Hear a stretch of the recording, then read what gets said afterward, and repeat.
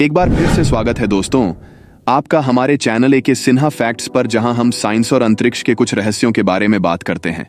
दोस्तों, हम जानते हैं कि अंतरिक्ष हमारे अपार संभावनाओं से भी बहुत बड़ा है, जिसमें न जाने कितने लाखों करोड़ों ब्रह्मांड, आकाश गंगा, तारे और ग्रह मौजूद हैं। लेकिन फिर भी इतने अनगिनत तारे और ग्रह होने के बावजूद भी किसी पर भी जीवन का नामो निशान नहीं है। और यही बात हम इंसानों को हमेशा से बहुत हैरान करती है। क्या इतने विशाल ब्रह्मांड में केवल हमारी अर्थ पर ही जीवन है, या कई और ऐसे प्लैनेट्स हैं जिन पर जीवन संभव है? और इस जिज्ञासा के कारण हम इंसान हमेशा ऐसे प्लैनेट्स की तलाश करते रहते हैं जिस पर पृथ्वी की तरह जीवन हो या जीवन होने की संभावना हो।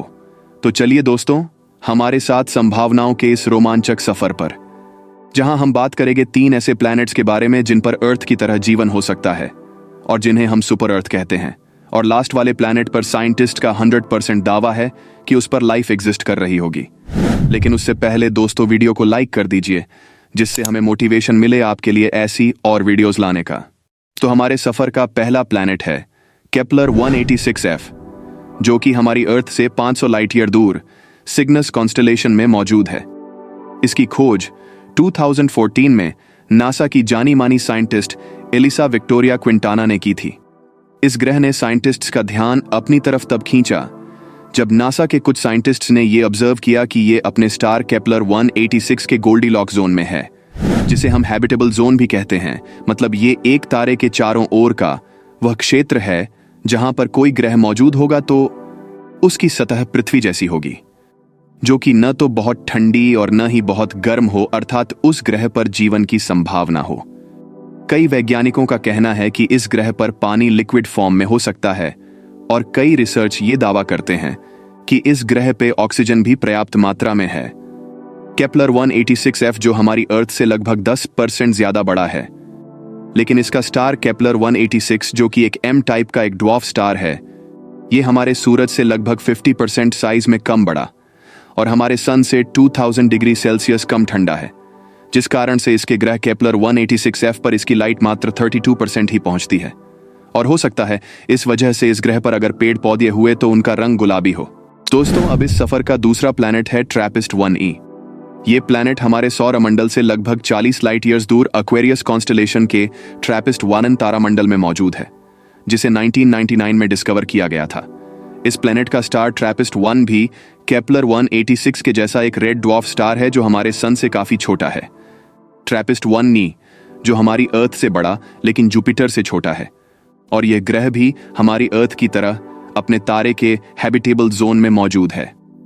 साइंटिस्ट्स इस ग्रह पर काफी लंबे समय से जीवन होने की मौजूदगी का पता लगा रहे हैं। लेकिन दोस्तों, ये ग्रह हमारी अर्थ से इतनी दूरी पर है कि हमें वहां तक पहुंचने के लिए बहुत ही एडवांस टेक्नोलॉजी की जरूरत होगी, जो मुझे लगता है भविष्य में एक दिन जरूर संभव होगा। तो दोस्तों, अब हमारे सफर का आखिरी ग्रह है प्रॉक्सिमा सेंटोरी बी, जिससे अगस्त 2016 में खोजा गया था। कई साइंटिस्ट का तो यहां तक मानना है कि इस ग्रह पर लाइफ एग्जिस्ट कर रही होगी, क्योंकि यह ग्रह काफी हद तक पृथ्वी के कंडीशन से मेल खाता है। दोस्तों, प्रॉक्सिमा सेंटोरी बी की दूरी हमारी पृथ्वी से लगभग 4.2 प्रकाश वर्ष की है, जो अल्फा सेंटोरी स्टार सिस्टम में मौजूद है। बाकी सुपर अर्थ के मुकाबले यह दूरी काफी नजदीक है। प्रॉक्सिमा सेंटोरी बी अपने तारे प्रॉक्सिमा सेंटोरी का चक्कर लगा रहा है, जो एक M टाइप स्टार है। मतलब प्रॉक्सिमा सेंटोरी भी एक रेड ड्वार्फ स्टार है। यह स्टार हमारे सन से 10 गुना ज्यादा छोटा है और 2 गुना कम गर्म है, जबकि प्रॉक्सिमा सेंटोरी बी की अपने तारे से दूरी 4.5 मिलियन किलोमीटर है, और इस दूरी पर इस तारे का गोल्डीलॉक जोन है।